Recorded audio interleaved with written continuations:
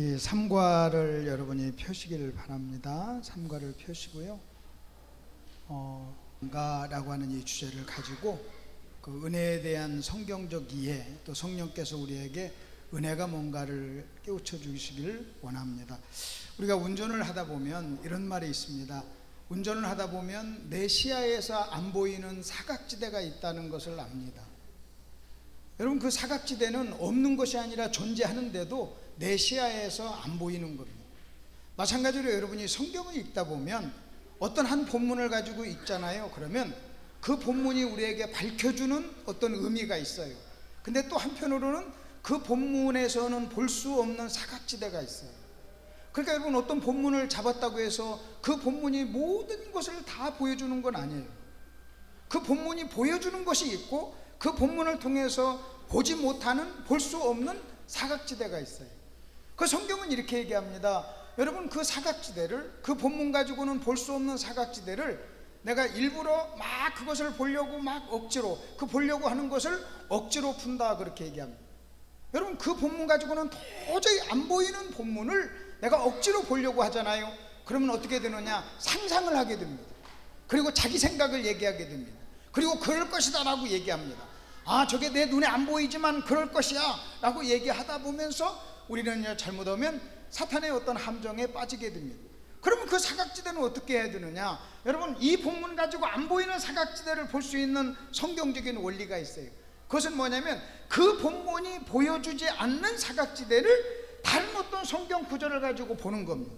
그러니까 이 본문 가지고는 안 보이는 것을 다른 성경 구절을 가지고 이렇게 보잖아요. 그러면 그 사각지대가 보이는 겁니다. 오늘은 제가 그 부분에 대해서 이 본문 가지고는 안 보이는 것이 다른 본문 가지고는 보이는구나. 그래서 두 개를 합하면 온전한 어떤 분명한 모습을 보이는 그런 말씀을 여러분하고 같이 좀 나눴으면 합니다. 그것을 이제 성경 해석에서는 이렇게 얘기합니다. 희미한 본문은 분명한 본문으로 해석을 하라, 그렇게 얘기합니다. 그 다음에 또 하나, 여러분, 어떤 본문이 어떤 본문하고 충돌을 하잖아요. 그러면 충돌하면 안 돼요. 여러분, 이 본문에서는 구원이 영원하다고 했는데 여러분, 어떤 본문에서는 구원을 잃어버릴 수도 있다. 그러면 여러분, 이 성경이 충돌을 하는 겁니다. 성경은 66권인 동시에 한 권의 책입니다.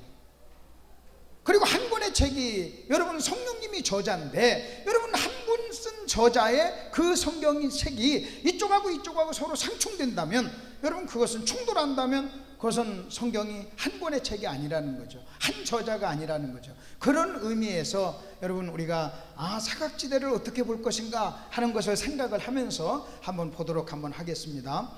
여러분, 베드로는 주님을 만나고 참 베드로는 대단한 삶을 살았습니다. 여러분, 베드로는 주님을 만나고 배와 그물과 고기와 처자식을 버리고 주님을 따랐던 사람입니다. 그리고 베드로는 예수님의 수제자가 됐습니다.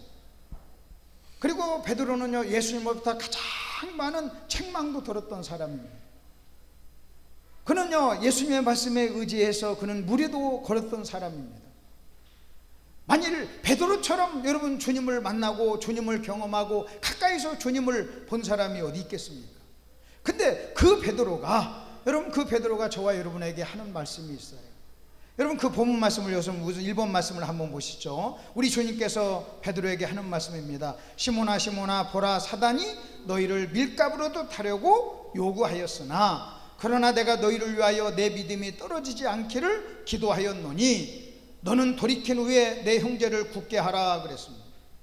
여러분, 이 말씀 속에는 최소한 기본적인 여러분 두 가지 중요한 교훈이 하나 있습니다.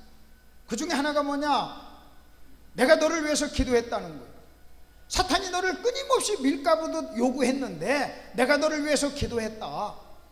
네가 만일 하나님께 쓰임받고 네가 만일 하나님께 놀랍게 쓰임받는다면 내가 너를 위해서 기도한 결과야, 기도한 열매야. 내가 너를 위해서 기도했어. 겸손해, 까불지 마. 내가 너를 위해서 기도했어. 사탄이 너를 청구했는데 내가 너를 위해서 기도했어. 이렇게 얘기합니다. 두 번째는요, 아주 중요한 말씀이 나옵니다. 너는 돌이킨 후에 내 형제를 굳게 하라, 그래. 너는 돌이킨 후에, 여러분, 베드로는요 치명적으로 예수님을 부인하고 저주했습니다. 그것에서 회개하고 돌이킨 후에 너는 네 형제를 굳게 하리라 그랬어요. 여러분, 우리 주님께서는 지금 네가 돌이킨 후에 네 형제를 굳게 하라 하는 이 말씀 속에는 이런 의미가 있습니다. 네가 젊어서는 비록 실수했지만 그러나 네가 하나님께 쓰임받을 거야. 너 그것 때문에 넘어지지 마. 너 그것 때문에 걸리지 마. 네가 비록 주님을 부인하고 저주했지만 네가 돌이킨 후에는 네가 형제들을 굳게 할 것이야. 네가 놀랍게 쓰임받을 것이야 하고 얘기하는 겁니다. 이 말씀 속에는 또 이런 의미가 있습니다. 여러분, 이것을 우리에게 적용한다면요, 저와 여러분의 삶 속에 일어나는 모든 일, 어떤 일도 여러분 소중하지 않은 일이 없다는 거예요. 네가 돌이킨 후에 내 형제를 굳게 하리라, 이 말 속에는 이런 의미가 있어요. 너 그 경험이 다른 형제를 굳게 하는 데 도움이 될 거야. 네가 비록 넘어지고 저주하고 부인했지만 네가 경험한 그 경험이 다른 사람을 영적으로 도와주는 일에 좋은 자료가 될 거야. 그렇다면 여러분, 솔직히 저와 여러분의 인생 속에 여러분 어떤 사람이 볼 때는 그것은 부정적인 사건이라고, 또 그건 긍정적인 사건이라고 얘기하지만, 그러나 실제 그 모든 것이 합해져서 오늘의 나를 만든 거예요. 여러분, 베드로가 나중에 노년에 베드로가 다른 형제들을 굳게 하고 다른 형제들을 도와주는 그런 놀라운 사역자가 됐다면, 그 넘어진 그것도 그에게 큰 재료가 됐다는 거예요. 넘어졌기 때문에 겸손했고, 그것을 생각하면서 그는요 겸손했고 교만하지 않았다는 거예요. 여러분, 사도 바울 같은 분 보세요. 사도 바울은요 스데반을 죽이는 일에 증인을 섰어요. 어쩌면 바울의 인생에 정말 부끄러운 일이죠. 없는 것이 좋은 사건이죠. 그러나 그 사건 때문에 바울은 항상 뭐라고 얘기했냐면, 내가 전에는 포행자요 살인자였습니다. 그렇게 얘기합니다. 내가 그것만 생각하면 하나님의 은혜가 나에게 넘친다. 나 그것만 생각하면 할 말이 없어. 나 그것만 생각하면 내가 하나님 앞에 교만할 이유가 하나도 없어. 그래서 우리는 자랑스러운 건 아니지만, 저는 제 인생의 어떤 사건들을 볼 때마다 무슨 생각을 하냐면요, 내가 남에게 내세울 정도로 자랑스러운 건 아니지만, 그러나 그런 사건들이, 그 좋고 나쁜 그런 모든 사건들이 모여서, 그리고 합력해서, 그리고 엮어져서 오늘의 나를 만들었다는 거예요. 돌이켜보면요, 단 하나도, 제 인생에 단 하나도 버릴 것이 없어요.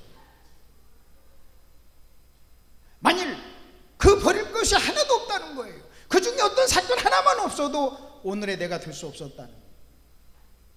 그 사건 하나만 놓고 보면 부정적인 사건이지만, 그 사건이 여러분 다른 여러 사건과 함께 엮어지고, 그 다음에 그 사건이 여러분 시간 속에서 여러분 전부 다 합해졌을 때, 그리고 합력했을 때는요, 그 사건이 오늘의 나를 있게 만든 놀라운 사건이라는 거예요. 자, 이런 베드로가 돌이킨 후에 형제를 굳게 하리라 그랬어요. 이 베드로가 마지막 인생의 노년에 쓴 책이 베드로 후서입니다. 베드로후서 1장을 한번 보겠습니다. 이렇게 생각을 하시고, 베드로 같은 사람이 저와 여러분에게 할 말이 얼마나 많겠어요. 베드로가 노년에 죽기 전에 그가 쓴 책이 베드로후서 1장인데 뭐라고 썼는가를 한번 보겠습니다. 1장 12절입니다. 1장 12절. 그러므로 너희가 이것을 알고 이미 있는 진리에 서 있으나 내가 항상 너희에게 생각나게 하려 하노라. 내가 이 장막에 있을 동안에 너희를 일깨워 생각나게 함이 옳은 줄 여기노니, 이는 우리 주 예수 그리스도께서 내게 지시한 것 같이 나도 나의 장막을 벗어날 것이 임박한 줄 알미라. 나 곧 죽는다는 거예요. 내 남은 시간이 얼마 남지 않았다는 거예요. 그러면 여러분 생각해 보세요. 내가 이제는 남은 시간이 얼마 남지 않았어. 이 말은요, 여러분 사도 베드로가 가장 노년에 이 편지를 쓰고 임박한 죽음을 눈앞에 두고 여러분 글을 썼는데, 그것은요 그가 지나온 모든 거에 대한 결론이에요. 모든 거에 대한 결론이에요. 그러면서 뭐라고 얘기했냐면 15절 보십시오. 내가 힘써 너희로 하여금 내가 떠난 후에도 어느 때나 이런 것들을 생각나게 하노라. 그래서 내가 떠나, 내가 죽어, 나는 잊어도 좋아. 그러나 내가 쓴 이 글은 너희가 잊지 마. 나는 잊어도 좋아. 그런 내가 이 쓴 편지, 이 글은 너희가 항상 좀 생각했으면 좋겠어 하면서 그는요 유언 같은 편지를 쓴 게 베드로후서예요. 근데 그 베드로후서 마지막 여러분 결론이 뭔지 아십니까? 3장 18절을 한번 보겠습니다. 여러분 3장 18절. 제가 이 말씀을 하기 위해서 지금 길게 얘기를 하는 겁니다. 오직 우리 주 곧 구주 예수 그리스도의 은혜와 그를 아는 지식에서 자라가라 그랬어요. 여러분 영적 성장이 뭡니까? 여러분 영적 성숙이 뭡니까? 무엇이 영적 성장입니까? 여러분 무엇이 영적 성숙입니까? 어떻게 하는 게 영적으로 자라는 겁니까? 어떻게 하는 게 영적인 성숙입니까? 그러면 바울은 지금 베드로는 뭐라고 얘기했냐면 그리스도의 은혜와 그를 아는 지식에서 자라가라 그랬어요. 그리스도의 은혜와 그를 아는 지식에서 자라가는 것, 이것이 영적 성장입니다. 여러분 이것이 영적 성숙이에요. 은혜와 지식에서 자라가는 거예요. 여러분 은혜와 지식에서 자라가는 거예요.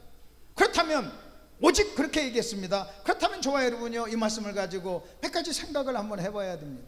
우리는요 죽을 때까지 평생 주님의 은혜와 주님에 대한 지식에서 자라가야 됩니다. 내가 이 땅에서 몸을 입고 사는 한 저와 여러분의 마음속에는요 여러분 주님의 은혜와 주님에 대한 지식에서 여러분 자라겠다고 하는 뭐가 있어야 되냐면 갈망이 있고 소원이 있어야 돼요. 만일 저와 여러분의 마음속에 나는 주님의 은혜와 그 다음에 주님을 아는 지식에서 나는 더 잘하고 싶어 라고 하는 이 소원, 이 갈망이 없다면, 이 배고픔이 없다면 우리는 신앙생활 잘못하는 거예요. 그리고 그 사람은요 정상적인 사람이 아니에요. 영적으로 정상적인 사람이 아니에요. 영적으로 건강한 사람이 아니에요. 내가 얼마를 믿었던 몇 년을 믿었던 직분이 뭐든 상관없습니다. 여러분 우리는요 틈만 나면 무슨 얘기를 해야 되냐면 나 주님의 은혜를 더 알고 싶어, 나 주님에 대한 지식을 더 알고 싶어, 나는 주님의 은혜와 주님의 지식에 대한 갈망이 있어, 배고픔이 있어. 이 말을 다른 말로 반대로 얘기하면, 역으로 얘기하면 여러분 이겁니다. 나는 은혜에 대한 지식이 나는 부족해. 나는 주님에 대한 지식이 부족해. 여러분 내가 신학을 공부하고 성경을 공부해서 박사학위를 100개를 가졌다 할지라도 무슨 생각을 해야 되냐면요 그래도 부족해. 그래도 부족해. 나는 더 알아야 돼. 부족해. 나는 죽을 때까지 알아야 돼. 여러분 이 부족하다고 하는 이 갈망, 그래서 알고 싶다고 하는 이 강력한 여러분 이 소원이 없는 한 우리는요 영적으로 정상이 아니에요. 정상이 아니에요. 그러니까 이 정도면 됐어. 나는 이 정도만 됐어. 나는 은혜에 대한 갈망과 주님을 아는 지식에 대한 여러분 갈망, 소원, 여러분 이런 것이 없다면 그 사람은요 영적으로요 정상적인 사람이 아니에요. 정상적인 사람. 병들음. 여러분 우리 주변에 영적으로 병든 사람이 너무 많다 보니까 비정상이 정상이 된 거예요. 여러분 툭 건들면 무슨 얘기를 해야 되냐면요 은혜를 더 알고 싶습니다 그래요. 툭 건들면 나는 주님을 더 알고 싶습니다 그래요. 그리고요 만일 어떤 계기를 통해서 내가 주님의 은혜를 더 알고 주님에 대한 지식을 더 알았으면요 여러분 그것 때문에 막 기뻐하고 거기에 가치를 느끼고 거기에 막 보람을 느끼고 거기에 막 춤을 춰야 돼요. 만일 여러분이 이번 소양에 오셔가지고 엄청난 불편함을 경험했다고 합시다. 아무리 엄청난 불편함을 경험했다 할지라도 여러분 만일 은혜와 지식에 대한 갈망이 있다면 그 은혜와 지식에 대한 갈망이 조금이라도 채워졌다면 여러분 그 모든 지불되는 그 모든 어려움과 대가는요 여러분 아무것도 아니라는 거예요. 아무것도 아니에요. 그리고 여러분 우리가 대가를 지불하면서 야 이번에 내가 은혜를 알았어, 그리고 은혜에서 자랐어, 그리고 지식을 알았어, 그렇기 때문에 나는 더 큰 대가를 지불해도 부족함이 없어 하는 이런 소원이 있어야 될 줄 믿습니다. 그 다음에 또 하나 여러분 우리가 이걸 통해서 우리가 배워야 될 것은 뭐냐면요 주님의 은혜와 주님에 대한 지식이 딱 고정된 게 아니라는 거예요. 다시 말하면 여기 만일 여기 1000명이 모였으면 은혜에 대한 또 주님에 대한 지식에 대한 분량이 깊이가 다 다르다는 거예요. 그렇기 때문에 자라가라고 했어요. 여러분 겉으로 보면은 비슷하고 똑같은 사람 같지만 그러나 자세히 가만히 보면요 한 사람 한 사람 한 사람 주님의 은혜에 대한 지식의 분량, 주님을 아는 지식에 대한 어떤 깊이, 그 다음에 그 무게, 그것이요 다 달라요. 만일요 하나님의 은혜를 다하는 저울이 있다면 여러분 한 사람 한 사람 그 저울 위에 올라가면 여러분 무게가 전부 다 다르다는 거예요. 근데 우리는 무슨 생각을 하냐면요 이렇게 다 무게가 다를 것을요 생각을 하지 않는 거예요. 그리고 자기 무게가 얼마나 나가는가를 한번 생각을 못 해보는 거예요. 그러면서 뭐라고 얘기하냐면 나 몇 년 믿었어 그렇게 얘기해요. 나는 직분이 뭐야 여러분 이렇게 얘기하는 거예요. 나는 직분이 뭐고 나는 몇 년 믿었어. 여러분 성경은요 몇 년 믿었어 그게 아니에요. 그냥 그 은혜를 달았을 때, 그 저울에다가 하나님의 은혜를 달았을 때 얼마가 나가냐는 거예요. 만약 지식을 다는 어떤 무게 저울이 있다면 그 저울에 올라갔을 때 내가 주님을 아는 지식이 얼마냐는 거예요. 만약 내가 오래 믿었는데 주님의 은혜와 지식이 분량이 무게가 조금 나간다면 그것 때문에 엄청나게 부끄러워해야 돼요. 그런데 제가요, 참 여러분 불관농교회는요 진짜 세계적인 교회고 독특한 교회고 정말 좋은 교회예요. 근데 저는 일반적인 교회, 한국의 일반적인 교회를요 한 1000군데 이상을 저는 부흥회를 했습니다. 제가 부흥회를 하면서요 느끼는 것이 뭐냐면요, 교회마다 문제가 많아요. 그리고 상상을 초월하는 여러 가지 문제가 있어요. 다시 말하면 주님의 은혜가 있으면요 전혀 문제가 되지 않을 것인데도요, 주님의 은혜가 떨어지니까요 조그마한 것도 문제가 돼가지고요 싸우고 갈등하고 어려움 당하고 하는 것을 보게 돼요. 자, 그러면 여러분 이어서 이렇게 한번 보십시다요. 도대체 베드로는 지금 자기 사역의 결론을 이렇게 얘기했습니다. 주님의 은혜와 지식에서 자라가라. 그 모든 자기 신앙의 모든 경험을 압축해가지고 한 문장으로 신앙생활이 무엇인가 하는 것을 이렇게 결론을 내렸습니다. 사도 바울도 같은 얘기를 했어요. 골로새서 1장 5절에 그런 얘기를 했습니다. 이 복음이 너에게 이름에 너희가 복음을 듣고 하나님의 은혜를 깨달은 날로부터 너희가 온 천하에서 열매를 맺는다 그랬어요. 여러분, 너희가 복음을 듣고 그 다음에 그 복음을 속에서 하나님의 은혜를 깨달은 다음에 여러분 너희가 열매를 맺었다 그랬어요. 그래서 여러분 복음이란 뭐냐? 하나님의 은혜가 그 속에 있는 거예요. 그래서 복음의 별명 중에 하나가요 은혜의 복음이라고.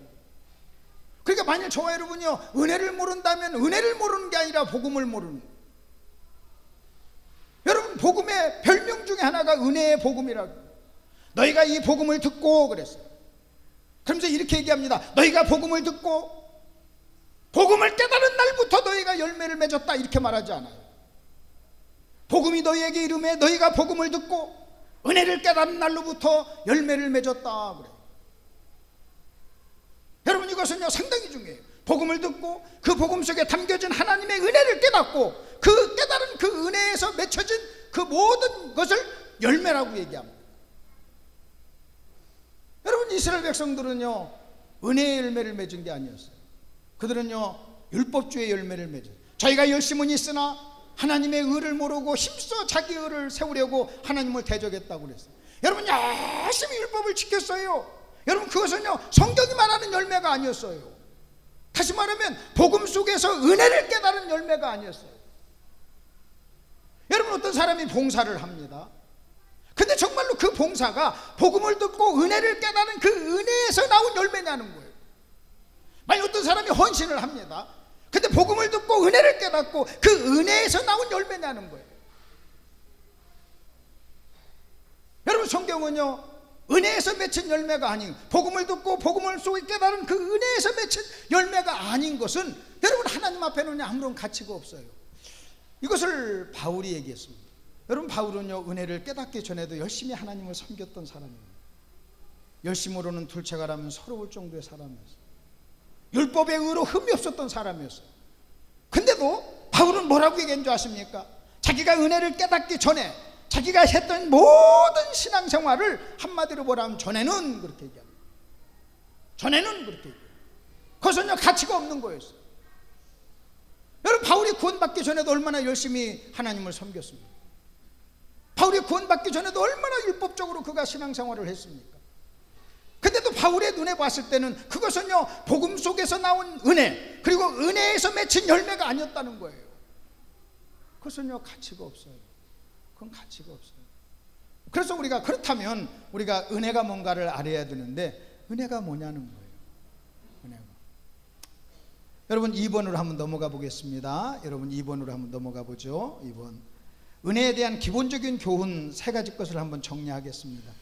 갈라디아서 5장 4절에 보면 율법 안에서 의롭다함을 얻으려는 너희는 그리스도에게서 끊어지고 은혜에서 떨어진 자로다 그랬어요. 은혜에 대한 교훈 중에 가장 첫 번째로 우리가 생각할 수 있는 것은요 은혜에서 떨어질 수 있다는 거예요. 은혜에서 떨어질 수 있어요.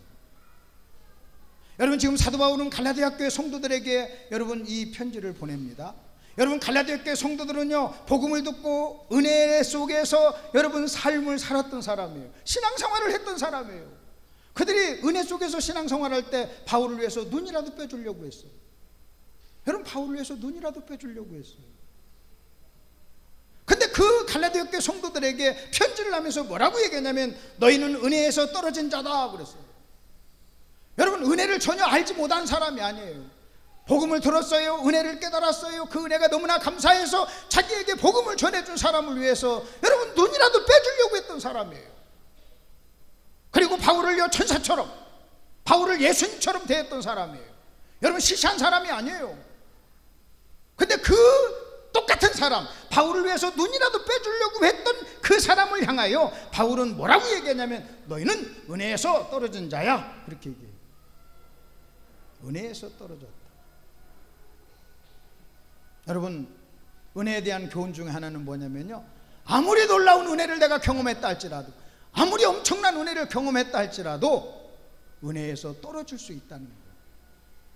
여러분 이 말은요 구원을 잃어버릴 수 있다 이 얘기가 아니에요. 여러분 구원을 잃어버릴 수 있다가 아니라 여러분 은혜에서 떨어질 수 있다는 거예요. 은혜에서 떨어질 수 있다는 거예요. 여러분 우리 중에 하나님의 은혜를 깨닫고 누구를 위해서, 남을 위해서 여러분 눈이라도 빼주려고 헌신했던 사람이 과연 있나요? 근데 그렇게 은혜를 깨닫고 그것이 너무나 감사해서 자기에게 복음을 전해준 사람을 위해서 여러분 눈이라도 빼주려고 했던 그런 사람인데도 어느 날 은혜에서 떨어졌어요. 그러면 은혜에서 떨어질 수 있다는 것은요, 이건 경고고, 이것은요 우리가 무슨 생각하게 되냐, 굉장히 우리 마음속에 어떤 것을 가져다 주냐면요, 은혜를 잘 관리해야 되겠구나. 여러분 많은 사람들은요 자기가 지금 은혜에서 떨어질 수 있다는 생각을 않는 거예요. 그러니까 내가 은혜를 관리해야 된다는 생각을 못하는 거예요. 내가 받은 은혜를 관리해야 돼. 내가 하나님께 깨달은 이 은혜를 내가 관리해야 돼. 내가 이거 관리하지 못하면 내가 아무리 엄청난 영적인 경험과 은혜를 체험했다 할지라도 나는 은혜에서 떨어질 수가 있어. 나는 은혜에서 떨어질 수가 있어. 이것을 우리는 영적 타락이라고 그래요. 그래서 은혜에 대한 첫 번째 교훈 중에 우리는 은혜에서 떨어질 수가 있다. 두 번째, 은혜에 대한 교훈이 있습니다. 여러분 로마서 4장 4절에 일하는 자에게는 그 싹시 은혜로 여겨지지 아니하고 보술이 여겨지거니와 그랬어요. 그 다음에 여러분 고린도전서 15장 10절에 그러나 나의 나된 것은 하나님의 은혜로 된 것이니 내게 주신 하나님의 은혜가 헛되지 아니하여 내가 다른 사도보다 많이 수고하였으나 그랬어요. 그래서 로마서 4장과 고린도전서 15장 바울은 뭘 얘기하냐면 은혜와 일입니다. 여러분 은혜라고 하는 것은요, 여러분 일이라고 하는 것이 굉장히 위험한 겁니다. 일. 그래서 은혜는요 여러분 일을 하다 보면 우리는요 은혜가 상실될 수가 있어요. 그래서 뭐라고 얘기하냐면 일하는 자에게는 싹시 은혜가 아니라는 거예요. 싹시 은혜가 아니라는 거예요. 근데 사도 바울은 그렇다고 해서 여러분 일한다고 해가지고 모든 사람이 다 은혜를 잃어버리느냐? 그렇지 않아요. 바울은요 일 많이 했어요. 내가 다른 사도보다 더 많이 수고했다, 일했다. 근데 더욱더 그를요 은혜되게 했어요. 그래서 여러분 은혜와 일과의 관계, 일이라고 하는 것은요 둘 중에 하나예요. 은혜에서 멀어지게 하든지 더욱 은혜에 깊어지게 하든지 둘 중에 하나예요. 여러분 그래서 어떤 사람에게 일을 딱 시켜보면 알아요. 여러분 일을 시켜보면요 여러분 그 사람이 은혜의 사람인가 싸게 사람인가를 알 수가 있어요. 뭐라고 얘기했냐면 일하는 자에게는 싹시 여러분 보수가 되는 거예요. 은혜가 안 되는 거예요. 그래서 우리는 결국은 그럼 어떻게 일을 어떻게 해야 되느냐? 일을 어떻게 해야 되느냐? 여러분 일을 하면서 은혜를 유지하는 사람은요 엄청난 사람이에요. 엄청난 사람이에요. 엄청난 사람. 여러분 왜 원망이 생깁니까? 일하는 사람에게 생기는 거예요. 왜 시비가 생깁니까? 일하는 사람에게. 왜 피해의식이 생깁니까? 왜 상처를 받습니까? 일했기 때문에. 여러분 상처나 피해의식이나 원망이나 불평이나 하는 이 모든 것은요 여러분 일했기 때문에 생기는 거예요. 일했기 때문에. 그러면 일한다고 해서 다 그렇게 생기느냐? 일을 잘못했기 때문에 그런 거예요. 그럼 어떻게 일을 해야 일을 하면서 은혜를 잃어버리지 않을까요? 여러분 일을 하면서 은혜를 잃어버리지 않는 이유, 그래서 우리는 여러분 이겁니다. 어떤 사람이요 일을 하면서, 또는 사역이라고 합시다. 일을 하면서 사역을 하면서 오랫동안 일을 하면서 사역을 하면서 은혜를 유지하면서 더 은혜가 깊어진다면 그 사람은요 무서운 사람이에요. 근데 여러분이요 깊게 생각하지 않고 조심하지 않고 일을 하잖아요. 그러면 대부분 일하면서 은혜 다 까먹어요. 그래서 어떤 교회든, 여러분 교회를 얘기하는 거 아니에요? 시중에 보편적인 교회들 가보면요 오래 믿고 열심히 일하는 사람이 은혜에서 떨어져요. 그래서 일을 하다가 은혜를 놓치고 은혜에서 떨어지잖아요. 그런 사람을 뭐라고 하냐면 제가 부르는 이름이 있어요. 꼴통. 여러분 잘 들어보세요. 일 열심히 해요. 근데 은혜에서 떨어져요. 교회 힘들게 하세요. 여러분 솔직히 교회에서 일하지 않는 사람이 교회를 어렵게 합니까? 여러분 일하지 않는 사람이 여러분 교회를 흔듭니까? 그럼 일한다고 해서 다 교회를 어렵게 합니까? 여러분 일하지 않으면 어떻게 교회가 유지됩니까? 그래서 우리는요 여러분 어떤 일하는 사람 때문에 교회가 유지되지만 또 어떤 일하는 사람 때문에 교회가 허물어지는 거예요. 여러분 우리는 가만히 여러분 한번 생각해 보세요. 그래서 우리는 결국은 일을 하면서 어떻게 은혜를 잘 관리하는가 이렇게 얘기합니다. 일하는 자에게는 싹시 은혜가 되지 않고 보수가 되는 거예요. 그런 사람 우리는 싹꾼이라고 그래요. 싹 때문에 일을 하는 거예요. 그러면 어떻게 하면서 일을 하면서 여러분 일을 하면서 우리가 은혜를 잃어버리지 않느냐? 방법이 하나 있어요. 하나님께서는요 일하면서 여러분 그 은혜를 잃어버리지 않도록 하나님이 저와 여러분에게 주신 게 있어요. 그게 뭐냐면 성령의 은사예요. 여러분 성령의 은사의 특징은 뭐냐면요 내가 하나님께서 나에게 성령의 은사를 주잖아요. 그럼 내가 은사로 하는 그 받은 그 일을 하잖아요. 그러면 기쁨이 있어요. 기쁨이 있어요. 여러분요 일을 하면서 기쁨을 잃어버리지 않으면 그 사람은요 은혜를 유지하는 거예요. 내가 은혜를 유지하는가 유지하지 않는가 그 특징이 뭐냐면요 기쁨을 잃어버렸으면 기쁨을 잃어버린 것이 아니라 여러분은 은혜를 잊어버린 거예요. 은혜를 잃어버린 그 표현으로 여러분 기쁨의 상실이 나오는 거예요. 그래서 은혜를 잃어버리면 원망과 분노가 나옵니다. 근데 여러분 은혜를 잃어버리지 않잖아요. 은혜 가운데 있잖아요. 그러면 일하면서 여러분 즐거워해요. 그럼 어떻게 하면 일하면서 즐거워하는가? 아주 간단해요. 여러분 우리 주변 여러분 자녀들이 뭐 10대 20대 여러분 자녀들이 게임하죠. 게임하는데 막 11시 1시 2시까지 막 새벽까지 막 게임하면 엄마가 그러죠. 피곤한데 주무시면서 해라, 자면서 해라. 피곤할 텐데 밥 먹고 쉬면서 해라. 그러면 아이들이 뭐라고 합니까? 예 어머니 피곤하니까 좀 쉬면서 하랍니다. 그렇게 합니까?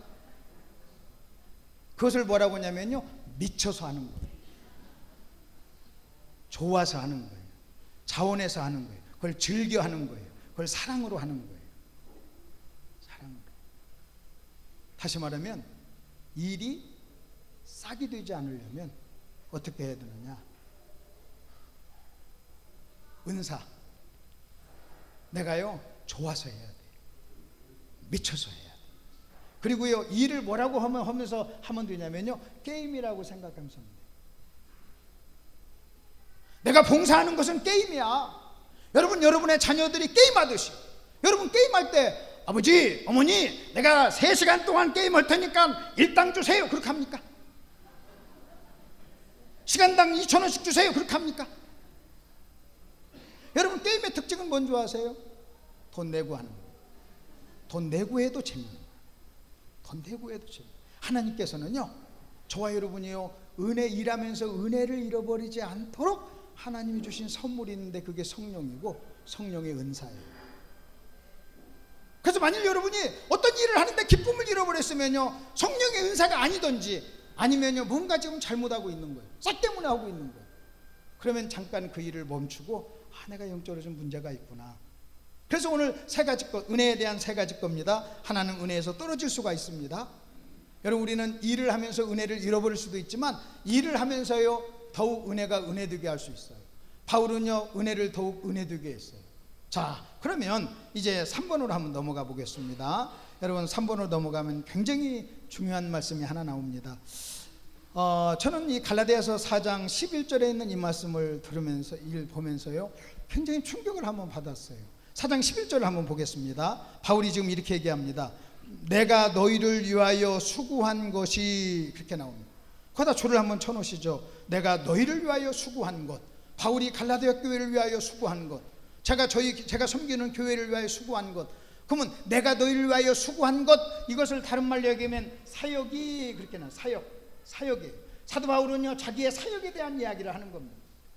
자기의 사역, 내가 너희를 위하여 수고한 것, 사역이 뭐라고 얘기했냐면 그 다음에 이어집니다. 헛될까 두려워하노라 그랬어요. 헛될까 두려워한다 그랬어요. 여러분 다시 말하면요, 바울의 마음속에는 두려움이 있었어요.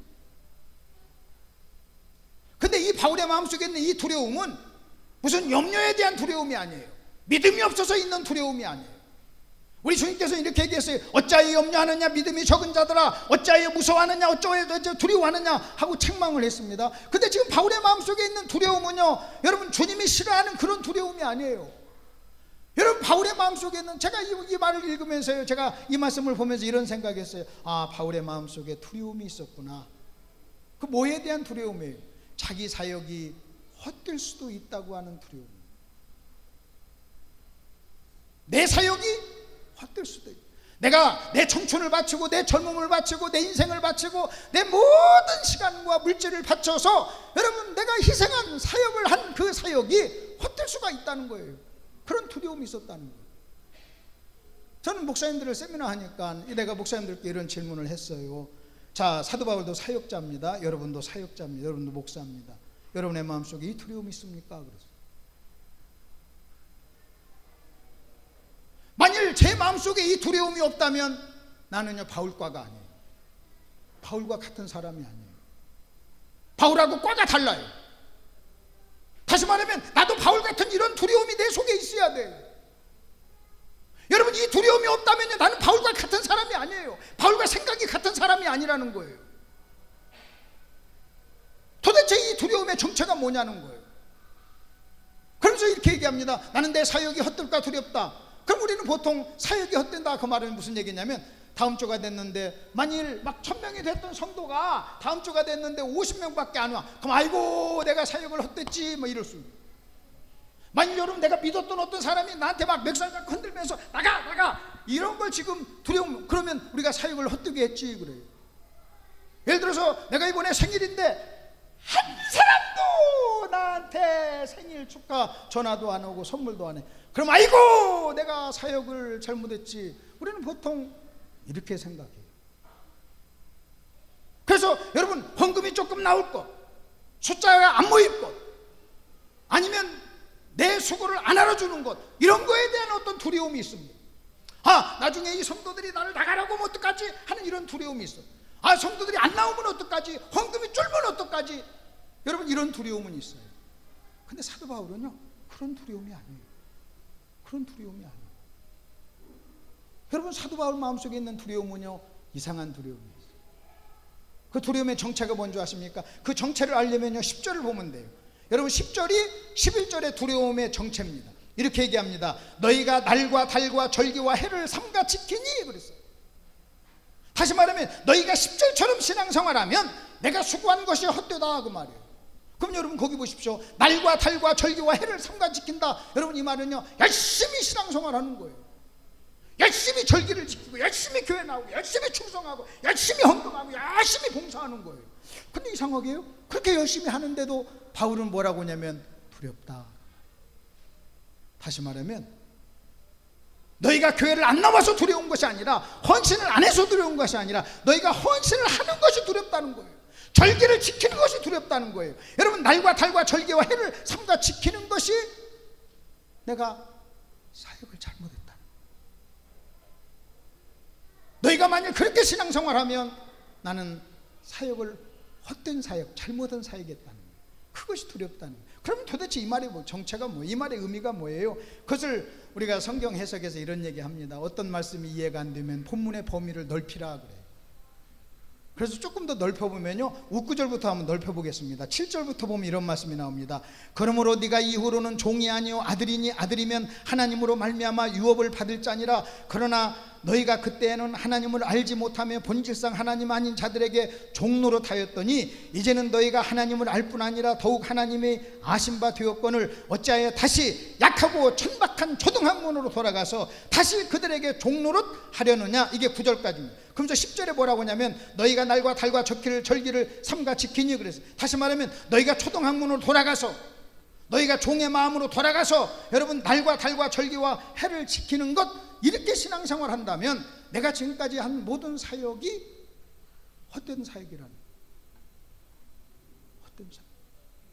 여러분 이 말이 무슨 얘기냐? 간단하게 여러분 이겁니다. 너희가 신앙생활을 함에 있어서 아들의 모습으로 신앙생활하지 않고 상속자의 마음으로 신앙생활하지 않고 종으로 신앙생활한다면 내가 너희를 위해서 수고하는 것이 헛되다는 거예요. 만일 너희 마음속에 종의 마음이 있어, 아들의 마음이 아니라 종의 마음이 있어. 여러분 거기서 지금 뭐라고 지금 계속 나옵니다. 그러므로 이제 네 이후로는 네가 종이 아니오 아들이니 그랬잖아요. 네가 지금 종으로 일하느냐 아들로 일하느냐는 거예요. 네가 날과 해와 달과 절기를 지키는데 혹은 신앙생활을 하는데 봉사를 하는데 헌신을 하는데 네가 종으로 하느냐 아들로 하냐는 거예요. 네가 종의 마음으로 한다면 나는 사역 잘못했다는 거예요. 그럼 뭘로 해야 되느냐? 아들로. 여러분 종과 아들의 차이가 뭐예요? 여러분 종과 아들의 차이가 뭐예요? 여러분 종은 뭐냐? 여러분 종과 아들의 결정적인 차이가 뭔지 아십니까? 종은 싹을 위해서 하고 아들은요 상속자예요. 아들은요 상속자예요. 상속자.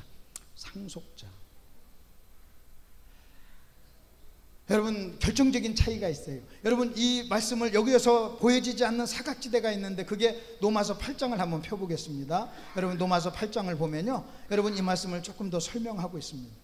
여러분 사도 바울은 우리가 어떻게 신앙생활을 해야 되는가 하는 부분에 대해서 이야기하고 있습니다. 로마서 8장 15절을 한번 보겠습니다. 로마서 8장 15절입니다.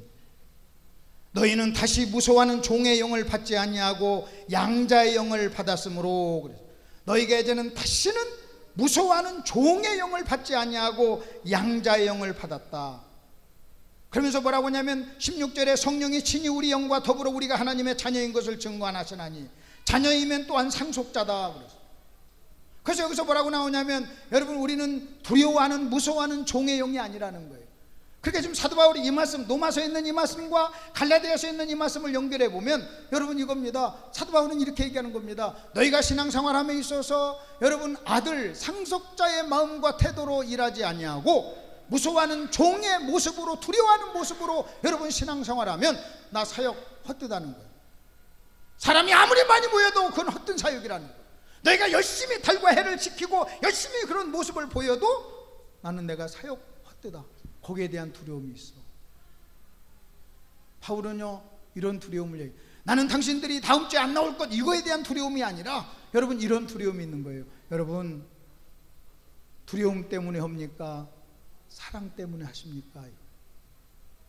여러분이 어떤 봉사를 하고 헌금을 하고 여러분 신앙생활을 함에 있어서 여러분은 종, 두려움, 무서움 그것 때문에 하느냐? 그것을 율법적인 신앙이라고. 안 그러면 은혜, 복음, 사랑, 자원, 기쁨 그렇게 하느냐? 만약 여러분의 마음속에 여러분 종, 무서워하는 그런 영으로 열심히 부들부들 떨면서 열심히 신앙생활하면 바울은요 그런 모습을 보면서 뭐라고 하냐면 내가 사역 잘못했지. 내가 사역 잘못했지. 이 생각을 한다는 거예요. 근데 지금 현대교회는요 여러분 뭐 무서워서 도둑으로 떨어서 와도 많이만 오면 좋다는 거예요. 헌금만 많이 하면 좋다는 거예요. 봉사만 많이 하면 좋다는 거예요. 근데 바울은 지금 그런 얘기하는 게 아닙니다. 바울은 뭐냐면요 여러분 종의 마음으로 하지 말라는 거예요. 아들의 마음으로, 상속자의 마음, 사랑으로, 은혜로, 복음으로. 아멘. 그걸 얘기해요. 은혜. 그래서 여러분이요 만일 저와 여러분이 은혜의 지배를 받지 않잖아요. 그러면 내 앞에 아무리 기가 막힌 사람이 앉아 있어도요 내 사역은 헛거예요.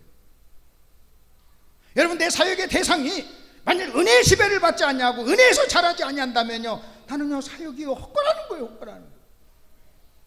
바울은요 은혜에서 떨어지고 은혜에서 멀어지면서 열심히 날과 달과 절기를 지키면서 열심히 무서워하면서 신앙생활하는 모습을 보면서요 바울은 가슴을 치면서 그런 건 신앙생활이 아니야. 내가 그것 때문에 내 인생을 바친 줄 알아. 나는 이런 두려움, 너희가 옛날같이 그렇게 신앙생활 할까봐 나는 그런 두려움이 있어 하고 바울은 그렇게 이야기를 하는 겁니다. 자, 여기까지 1, 2, 3번 여기까지 말씀을 드렸습니다. 그러면 우리가 이 사실을 통해서 은혜가 뭔가를 아는 것이 너무너무 중요하다. 그럼 은혜란 뭘까요? 은혜. 저는요, 여러분 잠깐 한번 저를 좀 한번 보십시오. 제가 지금부터 이제 하려는 게 진짜 내가 말하려고 하는 메시지입니다. 여러분 이겁니다. 저는 많은 교회를 다니면서요, 은혜에서 멀어지고 은혜에서 떨어진 사람들을요 너무나 많이 봤어요. 은혜에서 멀어지고 은혜에서 떨어진 사람. 그리고요, 여러분 은혜에서 자라는 것이 신앙의 성장인데 여러분 은혜에서 자라지를 않아요. 그러면 왜 은혜에서 자라지를 않을까요? 그렇게 오랜 생활, 신앙생활하고 여러분 많은 시간이 흘렀는데도 여러분 은혜에서 자라지 않는 이유가 있어요. 그것은요, 은혜에 대한 생각이 잘못됐어요. 그래서 은혜에 대한 생각이 잘못되면요, 여러분 절대로 은혜에서 자라지를 않아요. 은혜에서 그러면 은혜가 뭘까요? 그 성경에서요, 은혜가 뭔가를 그림처럼 보여주는 사건이 사무엘하 9장에 있습니다. 사무엘하 9장을 보겠습니다. 이제 4번으로 넘어갑니다. 여러분 4번 사무엘하 9장을 한번 펴겠습니다. 사무엘하 9장, 너무나 잘 아시는 말씀입니다. 사무엘하 9장을 보면요, 은혜가 뭔가를 성경에서 보여주는 놀라운 사건이 있습니다. 여러분 9장 1절 보겠습니다. 다윗이 이르되 사울의 집에 아직도 남은 사람이 있느냐? 내가 요나단으로 말미암아 그 사람에게 은총을 베풀리라. 그래서 내가 그 사람에게 은총을 베풀리라, 그렇게 얘기를 합니다. 그 다음에 여러분 3절을 보십시오. 왕이 가로되 사울의 집에 아직도 남은 사람이 없느냐? 내가 그 사람에게 하나님의 은총을 베풀고자 하노라. 그랬어요. 다시 말하면요, 지금 다윗은 이렇게 얘기합니다. 사울의 집에 남은 사람이 있느냐? 내가 그 사람에게 하나님의 은총을 베풀리라. 하나님의 은총을 베풀리라, 은혜를 베풀리라, 이 말이에요. 그러면요, 여러분 다윗이 여러분 무비보셋, 사울의 집에 남은 무비보셋에게 한 행위가 하나님의 은총을 보여주는 그림 언어예요. 다시 말하면요, 하나님의 은총이 뭐냐? 그러면요, 다윗이 무비보셋에게 한 행위가 하나님의 은혜요, 은총이에요. 그래서 지금 다윗은요 뭐라고 얘기했냐면, 내가 무비보셋에게 하나님의 은총을 베풀리라 그랬어요. 하나님의 은총. 그래서 우리는 이 사건을 정확하게 이해하면, 아하, 이것이 하나님의 은혜구나, 이게 하나님의 은총이구나 하는 걸 알 수가 있어요. 그래서 지금 다윗이 물어요, 신하에게. 사울의 집에 남은 사람이 있느냐 하고 물어요. 그러니까 신하가 이렇게 대답합니다. 뭐라고 대답하냐면, 예, 있습니다. 무비보셋이라고 하는 사람이 하나가 있습니다. 그러면서 뭐라고 대답하냐면 3절 보십시오. 하니 시바가 왕께 아뢰되 요나단의 아들 하나가 있는데 다리 저는 잡니다. 그렇게 얘기합니다. 그리고 여러분 그 은총을 베풉니다. 베풀고 나서 마지막에 13절 보십시오. 마지막에 무비보셋이 항상 왕의 상에서 먹음으로 예루살렘에서 사니라 그는 두 발을 다 절더라. 그렇게 나와요. 다시 말하면 여러분 사무엘하 9장은 하나님의 은총이 무엇인가, 하나님의 은혜가 무엇인가를 우리에게 보여주는 사건, 그림 언어인데, 사건인데, 여러분 거기서 은혜를 얘기하는 데 있어서 뭘 얘기하냐면요, 무비보셋이, 은혜를 받은 무비보셋이 다리를 절었다는 말을 꾸역꾸역 두 번이나 얘기를 해요.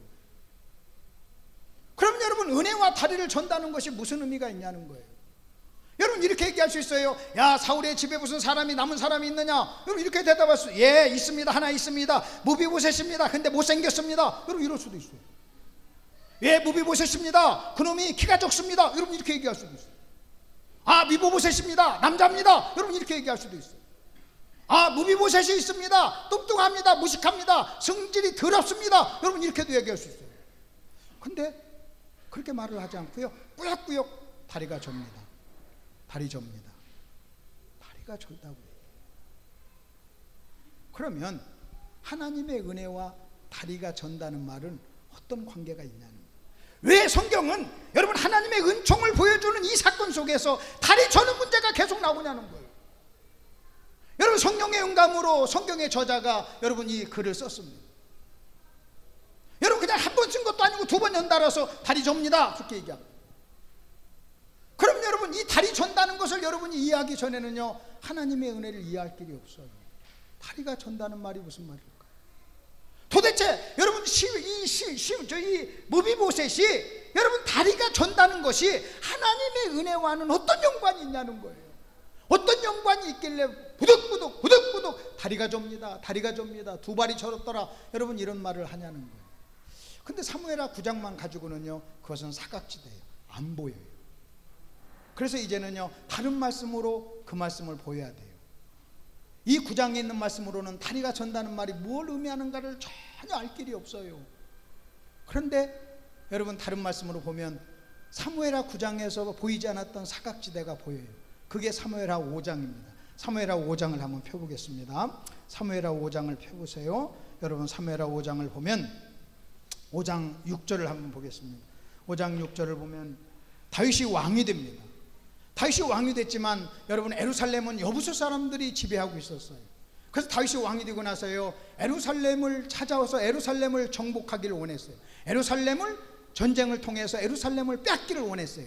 그래서 예루살렘을 치러 올라갑니다. 치러 올라갈 때 예루살렘에 이미 정착하고 있던 여부수 사람들과 전쟁을 하게 되는데, 여부수 사람들이 뭐라고 얘기하는가 한번 보십시오. 여러분 6절 보십시오. 왕과 다윗입니다. 왕과 그의 부하들이 예루살렘으로 가서 그 땅 주민 여부수 사람들을 치려하며, 자, 다윗이 부하들을 데리고 여러분 예루살렘을 치러 갔습니다. 그랬더니 그 땅에 거했던 여부수 사람들이 다윗을 보면서 이렇게 얘기합니다. 뭐라고 얘기하냐면, 그 사람들이 다윗에게 이르되 네가 결코 이리로 들어오지 못하리라. 여러분 네가 결코 예루살렘으로 들어오지 못하리라. 그러면서 뭐라고 얘기했냐면, 맹인과 다리 저는 자라도 너를 물리치리라 그랬어요. 그게 무슨 조롱하는 얘기였어요. 야, 이 예루살렘은 견고한 성이야. 이 예루살렘은 엄청난 성이야. 비록 예루살렘에 맹인하고 다리 저는 사람이 있다 할지라도 너희는 다 이길 수 있어. 너희가 예루살렘을 쳐들어온다고? 웃기는 얘기 안 해. 우리가 맹인이라 할지라도 우리는 전쟁에 이겨. 우리가 전부 다리 저는 사람이라 할지라도 전부 너희는 이길 수 있어 하면서 다윗을 조롱했어요. 다윗이요, 전쟁을 합니다. 하니 그들이 생각에는 다윗이 이리로 들어오지 못하리라 함이나 17절 다윗이 시온 산성을 빼앗았으니 이는 다윗성이라. 결국은요, 우리는 맹인이라 할지라도, 우리가 다리 저는 사람이라 할지라도 너희 정도는 우리가 충분히 이길 수 있어. 너희는 절대로 이 예루살렘 성을 뺏을 수 없어 하고 큰소리 빵빵 쳤던 여부수 사람들을요, 다윗은 전쟁에서 이깁니다. 이기고 난 다음에 다윗이 하는 말이 있어요. 8절 보십시오. 그날에 다윗이 이르기를 누구든지 여부수 사람을 치거든 물깃는 대로 올라가서 다윗의 마음에 미워하는 다리 저는 사람과 맹인을 치라 하였으므로 그래서 거다 줄 좀 치세요. 다윗의 마음에 미워하는 맹인과 다리 저는 사람. 다윗은요, 맹인과 다리 저는 사람을 미워했어요. 여러분 다윗이 예루살렘을 치러했을 때 여부수 사람들이 말하기를 우리는 맹인이고 우리가 다리 저러도 너희 정도는 아무것도 아니야 하는 그 말을 듣고 다윗은요, 조롱을 받고 멸시를 받고 여러분 수심을 느끼면서 여러분 전쟁해가지고요, 결국 누구든지 여부수 사람 고기 불기는데 가서 맹인이나 다리 저는 사람은 다 죽여버리라 그러고 미워했다는 거예요. 그리고 난 다음에 그 다음 얘기가 나옵니다. 뭐라고 나오냐면 이렇게 나옵니다. 여러분 다윗의 마음에 미워하는 다리 저는 사람과 맹인을 치라 하였으므로 속담이 되어 맹인과 다리 저는 사람은 집에 들어오지 못하리라 하였더라. 그 집 예루살렘에 들어오지 못하리라. 여러분 이제는요, 이스라엘 백성에게 있어서 속담이 하나 됐어요. 무슨 속담이냐? 여러분 다윗 왕은 맹인과 다리 저는 사람을 싫어하고 미워한다. 다리 저는 사람은 예루살렘 성에 거할 수가 없다. 다리 저는 사람 맹인은 예루살렘 성에 거할 수가 없다. 이것이 뭐가 됐느냐? 속담이 됐다는 거예요. 여러분 그것이 속담이 됐다는 얘기는요, 그 지식이 여러분 다윗은 다리 저는 사람과 맹인을 싫어하고 미워한다고 하는 이 사실이 모든 백성에게 이미 알려진 보편적인 지식이 됐다는 거예요. 그러니까 여러분 이스라엘 모든 백성들은요 알아요. 뭘 아느냐? 우리 왕 다윗은 다리 저는 사람 싫어해. 우리 왕 다윗은 맹인을 싫어해. 그래서 맹인과 다리 저는 사람은 예루살렘 성에 들어오지도 못하게 했어. 여러분 이것이요 속담이 됐어요. 좀 이것은요 보편적인 일반적인 지식이 됐어요. 그래서 이스라엘 백성 중에 여러분 이 사실을 모르는 사람이 없어요. 다윗은 다리 저는 사람을 싫어해, 미워해. 여러분 이 지식을 가지고 사무엘하 9장을 보면요, 여러분 이겁니다. 사울의 집에 남은 사람이 있느냐, 내가 하나님의 은혜를 베풀리라. 그랬을 때 시바가 이렇게 얘기합니다. 무비보셋이 있습니다. 그 다음에 이렇게 얘기합니다. 다리를 절어요. 다리를 절어요. 여러분, 다리를 절어요, 그 말은 뭔지 아십니까? 당신이 미워하는 사람이에요. 여러분, 당신이 미워하는 사람. 당신이 미워하는 이런 사람에게도 은혜를 베풀렵니까? 이 말이에요. 당신 다리 저는 사람 싫어하잖아요. 근데 당신이 찾는 사람이 다리 저는 사람이에요. 어떻게 할 겁니까? 이 말이에요. 여러분, 이것은요 굉장히 중요한 일이에요. 여러분, 그것이 속담이 됐어요. 그럼 은혜란 뭔 줄 아십니까? 우리는 보통 은혜에 대해 생각할 때 제가요, 왜 사람들이 은혜에서 잘하지 않을까? 그리고요, 여러분, 왜 사람들은 열심히 신앙생활하는데 오히려 은혜에서 떨어질까? 왜 사람이 더 싸나워질까? 왜 여유가 없어질까? 왜 은혜의 사람이 되지 못할까? 하는 이 질문에 답을 찾았어요. 우리는 보통 은혜 얘기하면 1번과 2번이 있습니다. 1번, 우리가 보통 은혜를 이렇게 생각합니다. 은혜 그러면, 하나님의 은혜 그러면요, 하나님이 나를 과부, 가난한, 병들었고 내가 참 다리를 절고 어렵고 그러니까 하나님 나를 불쌍히 여겼다. 내 조건이 불쌍해서 나에게 은혜를 베풀었다. 1번 이렇게 생각합니다.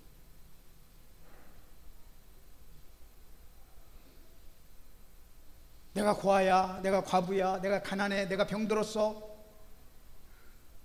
그러니까 하나님은요, 내가 가난하고 병들고 어떤 내 조건 때문에 하나님이 나에게 은혜를 베풀었다고 생각해. 1번이에요. 근데 성경은요, 은혜를 얘기할 때 1번이라고 얘기하지 않아요. 여러분, 1번은요 인본주의요. 여러분, 1번은요 휴머니즘이요. 여러분, 1번은요 믿지 않는 사람 자연인도하는 거예요. 성경에서 말하는 여러분 은혜는 뭔지 아십니까? 여러분, 지금 이 본문에서 다윗을 통해서 하나님께서 은혜가 뭔가를 보여주는 그 그림 언어가 뭔지 아세요? 여러분, 이겁니다. 시바가 대답합니다. 다리 접니다. 그랬을 때요, 다윗은 어떻게 한 줄 아십니까? 만일 그 은혜의 조건이 나의 사람, 내가 가지고 있는 어떤 조건의 1번이라면요 죽여야 되고 미워해야 돼요. 근데요, 다윗이 이렇게 얘기합니다. 은혜가 뭔가를요 정확하게 설명하는 게 있어요. 그게 뭐냐? 1장 9장 1절을 다시 한번 보십시오. 다윗이 이르되 사울의 집에 아직도 남은 사람이 있느냐? 내가 요나단으로 말미암아 그랬어요. 은총을 베풀리. 요나단으로 말미암아 은총을 베풀리라. 요나단으로 말미암아. 여러분, 3절 또 보십시오. 왕이 이르되 사울의 집에 아직도 남은 사람이 있느냐? 내가 그 사람에게 하나님의 은총을 베풀리라. 하나님의 은총을 베풀리라. 그러면서 여러분 뭐라고 얘기했냐면요, 7절을 보십시오. 다윗이 그에게 이르되 무서워하지 말라. 내가 반드시 네 아버지를 요나단으로 말미암아 네게 은총을 베풀리라. 요나단으로 말미암아. 여러분, 지금요, 여러분, 다윗이 무비보셋을 부르니까 무비보셋이 다윗 앞에 왔어요. 와가지고요 부들부들 떨어요. 왜 떨어요? 떠는 이유가 뭐예요? 떠는 이유가 뭐예요? 이걸 알아요. 지금 내 앞에 있는 왕은 다리 저는 사람을 싫어하고 미워해. 근데 나는 다리를 절어. 그러니까 두려워. 다시 여러분 잘 보십시오. 지금 내 앞에 있는 왕은 다리 저는 사람을 싫어해. 근데 나는 다리를 절어. 그러니까 저 왕이 나를 죽일 수도 있어. 부들부들 떠는 거예요.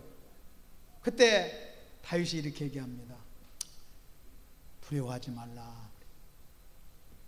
여러분, 두려워하지 말라 할 때 그 왕은요 요나단의 마음속에 있는 그 두려움의 정체가 뭔가를 알았어요. 너 다리 전다고 해서 두려워하지?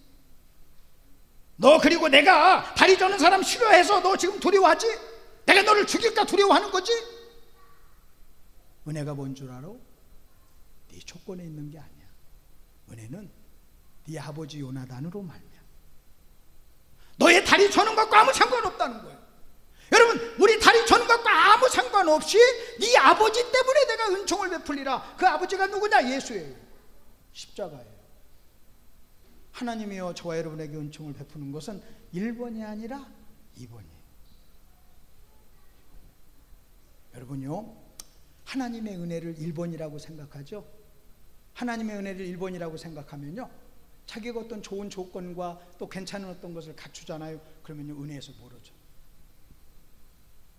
이제 대단한 사람이 되고 내가 뭔가를 이제는요 여러분 은혜를 받지 않아도 살만한 어떤 사람이 되잖아요. 그러면요 은혜에서 멀어지는 사람, 그리고 교만해져. 근데 여러분 보십시오. 여러분 일본 내 조건이 아니에요. 내 조건이 아니라 여러분 예수님의 십자가의 그 공로, 그 십자가의 은혜로 하나님이 우리를 받아주는 거예요. 그래서 두려워하지 말라는 거예요. 여러분 바울이 지금 뭐라고 얘기한 줄 아십니까? 너희가 이렇게 두려움으로 섬기면 너희는 일본으로 섬기는 거야. 복음은 2번이야. 너 왜 두려워해? 네가 여전히 일본 속에서 만일 무비보셋처럼 두려움으로 신앙생활 한다면 너는 은혜가 뭔가를 모르고 복음이 뭔가를 모르는 사람이야. 네가 만일 그렇게 신앙생활 한다면 나 사역 잘못한 거야. 다 사역 잘못한 거야. 여러분요, 제가요 많은 사람을 관찰을 해봤어요. 관찰을 해볼 때요 자기의 인간적인 어떤 조건이 좋아지면요 은혜에서 떨어져요. 그럼 왜 여러분 정말로 2번이 내 은혜의 근거라면 내 조건이 좋아지든 나빠지든 아무 상관없어요. 아멘 좀 하십시다. 아멘 아닌가요? 아멘 아닌가요? 여러분 하나님이 저와 여러분에게 은혜를 베푸는 그 은혜의 근거가 여러분 예수님의 십자가의 공로 피, 예수 십자가 죽음 2번이라면 예수님 때문에 우리가 은혜를 받는다면 여러분 1번은요 아무런 의미가. 여러분이 아무리 기가 막힌 조건을 갖춰도요 하나님의 은혜가 절절히 필요한 사람. 근데 어떤 사람은 신앙생활을 뭐라고 한 줄 아십니까? 이렇게 얘기합니다. 아 내가 하나님의 은혜를 받아야 돼. 하나님께서는 다리 저는 걸 싫어하지. 하나님은 왕은 다리 저는 걸 싫어하지. 아 이제는 다리를 안 절해야지. 다리를 안 절해야지. 그러면서 안 저는 후 연습을 하는 거예요. 그래서 이상하게 절어요. 조금 나아요. 그러면서 심하게 저는 사람한테 그렇게 신앙생활하면 안 되지. 세게 그렇게 절면 되냐. 왕이 다리 저는 사람 싫어하는데 뭐. 그러면 저는 그렇게 자기가 다리 저는 것을 고치려고 노력하면서 그 고쳐지면 그것이 마치 은혜를 갚은 걸로 생각하는 것을 자기의라고 그래요. 그래서 그런 사람은요 심하게 다리 저는 사람을요 보면서요 정죄해요. 그렇게 절면 안 되지 막. 그렇게 믿는 게 아니야 막. 어떻게 믿는 건데? 그래서 성경은 이렇게 얘기합니다. 무비보셋이 은총을 받고 두 다리가 성해졌더라 그렇게 말하지 않고 여전히 절었더라. 여전히 절었더라. 여러분요 저는요 제가 이 말씀을 정리하고 나서요 제 마음속에 엄청난 충격을 받았어요. 내가 내 자신을 한번 본 거예요. 우리는요 알게 모르게 은연중에 자기도 모르는 사이에 은혜를요 1번으로 생각해요. 제가 한 사람을 관찰하면서 은혜를 1번이라고 생각하죠. 그러면요 오래 믿으면 믿을수록 환경과 조건이 좋아지면 좋아질수록 은혜와 상관이 없는 사람이 돼요. 그리고요 자기의가 생겨요. 근데 은혜는 뭐냐? 예수로 말미암아, 십자가로 말미암아, 2번으로 말미암아. 그래서 은혜는 뭔지 아십니까? 다리를 절면서도 두려워하지 않는 거예요. 다리를 절면서도 두려워하지 않는 거예요. 두려워하지 말라 그랬어요. 네가 다리가 전다고 두려워하지 마. 내가 요나단 때문에 너에게 은총을 베풀리라. 여러분 우리는요 우리 자신의 모습을 보면서요 하나님 앞에요 막 심판받고 징계받을까 막 두려워합니다. 그때 우리 주님이 뭐라고 얘기하는 줄 아십니까? 내가 죄를 미워해 싫어해. 너 그것 때문에 두려워하지 마. 내가 예수 때문에 너를 받았어. 그것이 은혜야. 두려워하지 마. 두려워하지 마. 은혜가 뭔 줄 알아. 그래. 은혜가 뭔 줄 알아. 그래서 그것을 정확하게 아는 사람은요 여러분 2번으로 정확하게 우리가 이해를 하잖아요. 이해를 하면요 삶 속에 그래서요 여러분이 조건이 좋잖아요. 조건이 아무리 좋아도요 나는 여전히 하나님 앞에 다리 저는 사람이야. 여전히 하나님 앞에 다리 저는 사람. 그리고 자기가 저는 다리를요 고치려고 하질 않아요. 다리가 절매도 불구하고 저 왕의 은총이 아버지 요나단 때문에 온 것을 안다면 그는요 다리 저는 것을 고치려고 하지 않아요. 다리가 절면서도 평안과 기쁨을 가지고 평안, 두려움이 없이 하나님이 나를 예수 때문에 받아줬구나 라고 하는 그 은혜의 근거에서, 은혜에서 자랄 줄 믿습니다. 기도하시겠습니다. 하나님 아버지, 우리는 두 다리 저는 사람입니다. 하나님, 저희들을 불쌍히 여겨주시고 하나님의 은혜가 십자가, 예수, 복음, 아버지 하나님, 그것으로 말미암아 우리에게 은혜를 베풀어 주심을 진심으로 감사합니다. 내가 하나님의 은총을 베풀리라. 무비보셋이 있는데 다리를 저는 자입니다. 하나님 아버지, 두려워하지 말라 다윗은 말했습니다. 우리도 오늘 주님의 그 음성 듣는 복된 시간 되게 하여 주시옵소서. 예수님 이름으로 기도하옵나이다. 아멘.